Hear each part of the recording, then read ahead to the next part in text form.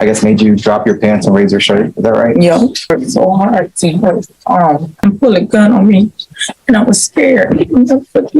Why are you pointing guns in people's faces? Why are you bringing your mom down here for this nonsense that you have done? Why didn't you call your mom before you did this nonsense? B, State of Texas versus Philip Thomas Washington. Can I have parties announced for the record for the state?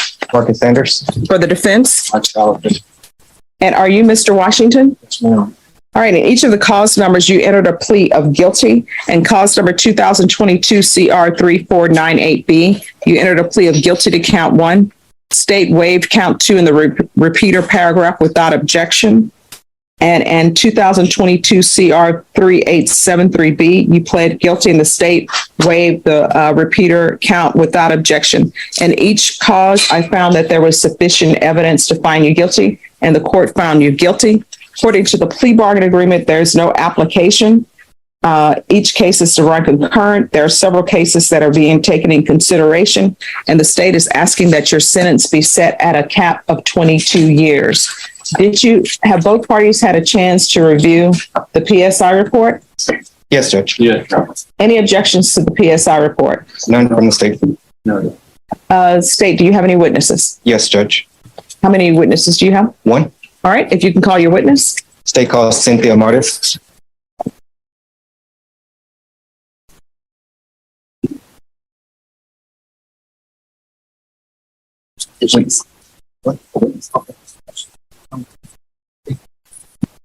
All right, can you come forward and raise your right hand for me, please? Do you solemnly swear or affirm the testimony you give will be the truth and nothing but the truth, so help you God? Yes. All right, you can lower your hand if you state your name for the record. Cynthia Martis.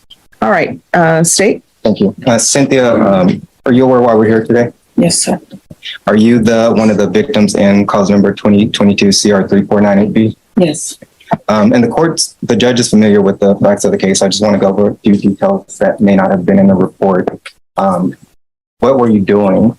Or what were you at first? Where were you at that day? I was at home sitting on my chair, like I usually do, sitting with my door open, and I was there with my friend, just sitting there watching TV, listening to my news, and I do volunteer work behind me, and he was one of the people that helped me, get volunteer work, and I was helping him out as a place to stay, so he was there. Okay.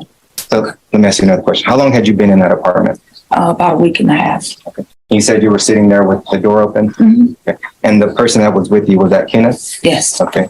And you knew him from where you do volunteer work? Yes. What kind of volunteer work do you do? I was helping at the Travis Street Park Church, which is where he works. Okay. And what do y'all do there? Everything. I usually work in the clothing room, and he runs the showers, the food.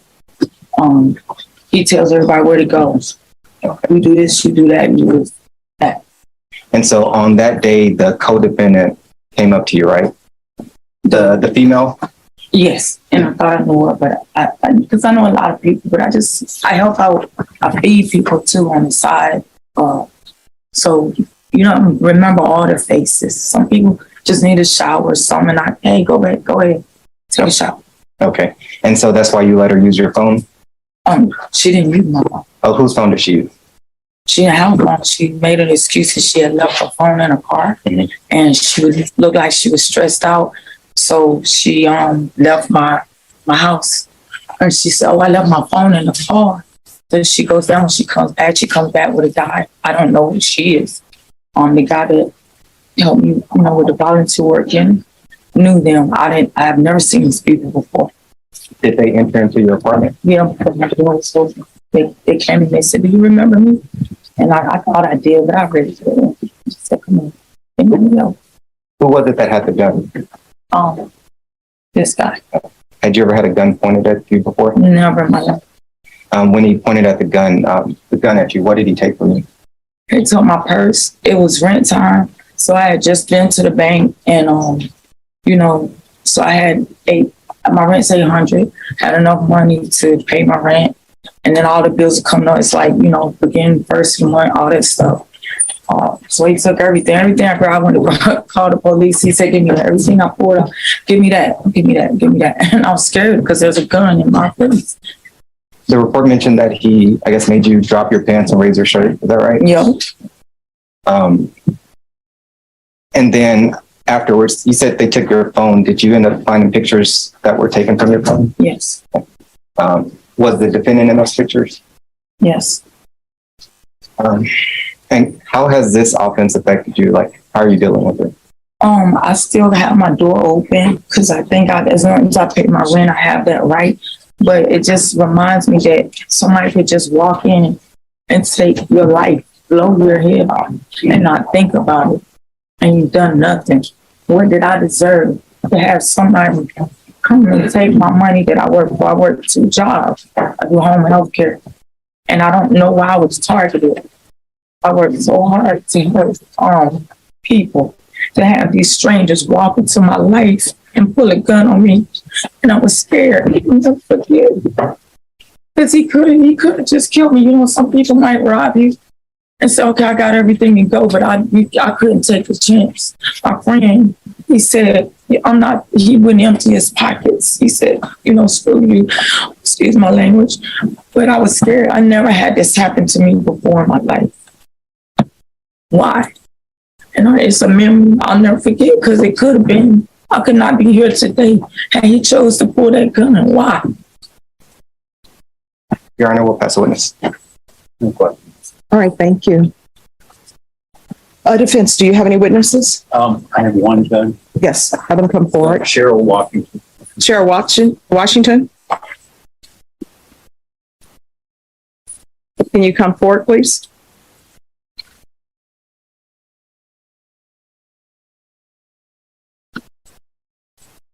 All right, if you can raise your right hand for me, please. Do you solemnly swear or affirm the testimony you give will be the truth and nothing but the truth, so help you God? Yes, ma'am. All right, you can lower your hand. State your name for the record. Cheryl Washington. All right, defense. Ms. Washington, you're the mother of Philip Washington? Yes, sir. Okay. Can you verify some of the things that I showed you in the pre-sentence investigation? Yes. He's been, as a child, he was kind of bipolar and, you know, he had some effects. Did that continue his mental condition into His mental juvenile? condition into juvenile, yes. And recently, when all this crime was happening with him, what was changing in his life? What was going on? Well, I think drugs came effect in his life. Did he become addicted to methamphetamine? Yes, he did. Yes, he had did. a new girlfriend that was running around. And that's where he met. Before then, he wasn't doing. He came out from the 10 years that he previously had and was doing good. And when he met her, it went downhill. How long was he doing good? He was doing good the time he got up. I'd say 7 months the time he was out. But when the methamphetamine it just He lost all control. passed. All right, thank you. No question. That's all for me. Yes, thank you so much. Any other witnesses? All right, Mr. Washington, anything you wish to say? All right, do you want to raise your right hand? Do you solemnly swear or affirm the testimony you give will be the truth and nothing but the truth, so help you God? No. All right, you can lower your hand. Judge. I think they're going to have questions for you. All right, so here's my question. Why are you pointing guns in people's faces? I have no excuse.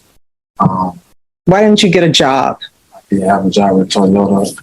No So why are you taking money from somebody who's working 2 jobs to support themselves? influence. It's not really an excuse, Your Honor. Why are you bringing your mom down here for this nonsense that you have done? Because this is what I've discovered. People, when they get in trouble, who do they always call? Their mom. Why didn't you call your mom before you did this nonsense? How old are you? 2 years old, Your Honor. So you're old enough to know better. And a lot of people have problems in their life. I know a lot of people who have mental health issues, a lot of people who have drug issues. This is not the way to go. You could end up killing her. You could end up getting killed yourself. All right. All right. Is there anything else? Because the court is going to make its ruling. All right. Then each of the cause numbers, the court is going to sentence you to 22 years in the prison, give you credit for any time served. There's a $500 fine. And each cause number's time and money run concurrent. There's an affirmative finding of deadly weapon in each cause number. Cases taken in consideration are 2022 CR 3501, JN numbers 2049196, 2076193. You are to agree that you committed the court is finding that you committed the offenses of aggravated robbery on December 27, 2021, December 30th, 2021, and January 5th, 2022, with and in concert with Petra Calderon. There's to be no contact with Cassandra Acosta, Jorge Colmenares, Kenneth Henry, and Cynthia Murray or Morris. Is there anything else from either side with regards to sentencing? There we go. And each of the cause numbers, I'm showing you what's entitled Trial Court Certification of Defendant's Rights to Appeal. Did you review those documents with your attorney? Did you understand them and did you sign them? All right, because this is a plea bargain agreement, because I followed your plea bargain agreement, and because you waive your right to appeal, you do not have the court's permission to appeal. Do you understand? If you have a question, you're also not allowed to own or possess any weapons or firearms. Do you understand? If you have a question of a weapon, what a weapon is or ammunition is, you'll need to speak to an attorney. Do you understand? All right.